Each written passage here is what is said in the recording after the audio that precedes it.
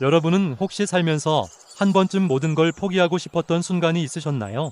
혹은 아무리 노력해도 길이 보이지 않아 좌절했던 경험은요? 오늘 저는 여러분의 마음의 작은 희망의 불씨를 지펴줄 한 남자의 이야기를 들려드리려고 합니다. 바로 인류의 역사를 바꾼 위대한 발견, 페니실린을 세상에 선물한 알렉산더 플레밍의 이야기입니다. 플레밍은 1881년 스코틀랜드의 한적한 시골 농가에서 태어났습니다. 부유한 집안은 아니었지만 어린 시절부터 자연 속에서 자라며 호기심 많고 관찰력이 뛰어난 아이로 성장했죠.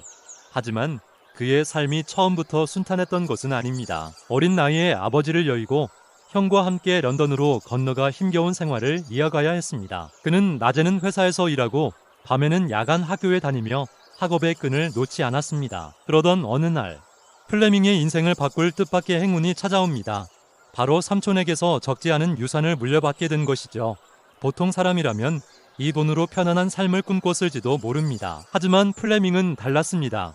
그는 어릴 적부터 품어왔던 의사의 꿈을 이루기 위해 모든 돈을 학비에 쏟아붓기로 결심합니다. 21살이라는 늦은 나이에 의대에 입학한 그는 남들보다 몇 배나 더 치열하게 공부에 매달렸고 결국 수석으로 졸업하는 영광을 안게 됩니다. 의사가 된 플레밍은 전염병으로 고통받는 사람들을 보며 세균학 연구에 깊은 관심을 갖게 됩니다. 당시만 해도 작은 상처에 세균이 감염되어 목숨을 잃는 일이 비일비재했으니까요.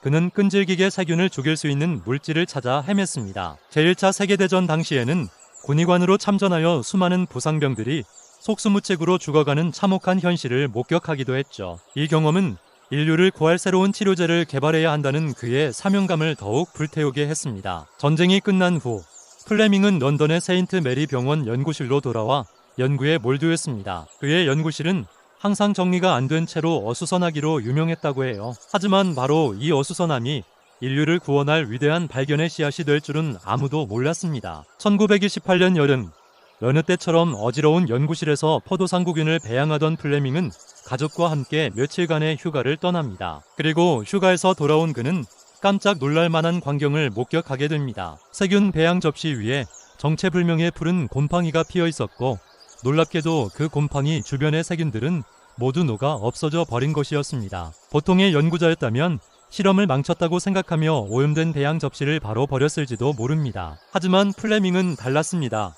그는 이 사소한 현상을 그냥 지나치지 않았습니다. 왜 푸른 곰팡이 주변의 세균만 사라졌을까?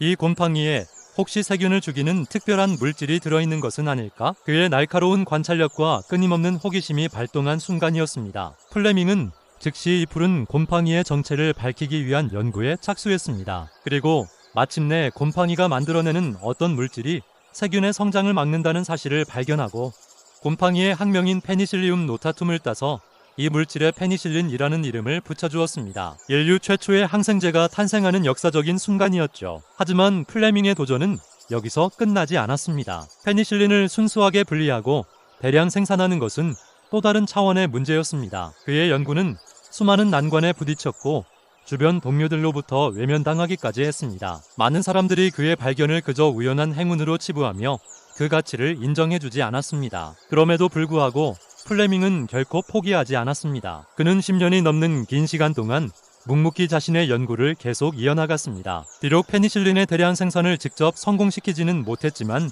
그의 끈질긴 노력과 연구 결과는 훗날 다른 과학자들에게 중요한 영감을 주었고 마침내 제2차 세계대전 중에 페니실린이 대량 생산되어 수많은 생명을 구하는 기적을 만들어냈습니다. 플레밍은 이 위대한 공로를 인정받아 1945년 노벨 생리의학상을 수상했습니다. 하지만 그는 결코 자신을 내세우지 않았습니다. 수상 소감에서 그는 이렇게 말했습니다. 내가 페니실린을 발명한 것이 아닙니다. 자연이 그것을 만들었고 나는 그저 우연히 발견했을 뿐입니다. 그의 겸손함과 순수한 열정이 돋보이는 대목이죠. 알렉산더 플레밍의 이야기는 우리에게 무엇을 말해주고 있을까요? 저는 준비된 자에게 찾아오는 우연이라고 생각합니다. 만약 플레밍에게 세균학에 대한 깊은 지식과 인류를 구하겠다는 뜨거운 사명감, 그리고 사소한 변화도 놓치지 않는 날카로운 관찰력이 없었다면 그 푸른 곰팡이는 그저 실험을 망친 불청객으로 버려졌을 겁니다. 여러분, 지금 여러분의 삶에도 혹시 스쳐 지나가는 푸른 곰팡이 같은 기회가 있지는 않나요? 너무 사소해서 혹은 너무 뜻밖이라서 무심코 지나치고 있는 것은 아닐까요? 플레밍처럼 꾸준히 자신의 길을 걸으며 실력을 쌓고 주변을 세심하게 관찰하는 자세를 잃지 않는다면 우리에게도 언젠가 인생을 바꿀 결정적인 순간이 찾아올 거라고 믿습니다. 결코 포기하지 마세요.